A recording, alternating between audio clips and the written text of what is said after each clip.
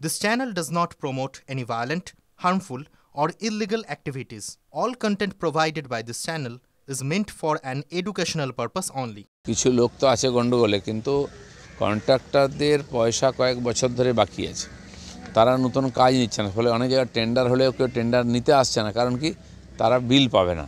এই জন্য বহু এই যে পুজোর আগের থেকে এবারে বৃষ্টিতে যে রাস্তাঘাট ভেঙেছে তা সারাই হচ্ছে না, এখনও রাস্তাঘাট রিপেয়ারিং হয়নি।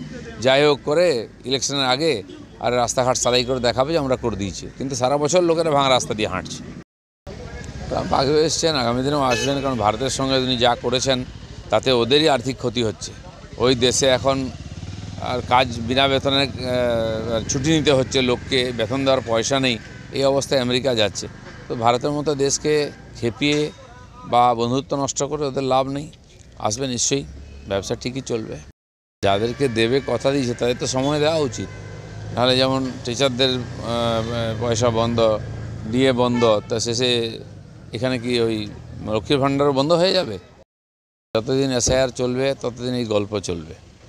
যারা ভোটার আছে, যাদের কোথাও যাওয়ার দরকার নেই, তারা সুসাইড করছে বলে চালানো হচ্ছে। এই গল্প চলছে না, যারা এই সব ভয় দেখাচ্ছিল তারাই নিজেরা এসআইআর লেগে পড়েছে।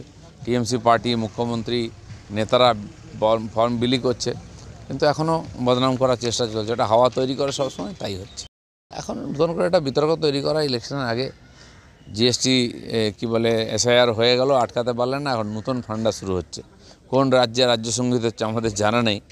আর দ্বিতীয় ব্যাপার হচ্ছে যে সরকারি স্কুলগুলো তো অর্ধেক স্কুলই চলে না, টিচার নাই, স্টুডেন্ট নাই, গাইবেটাকে, এটা আগে দেখা উচিত।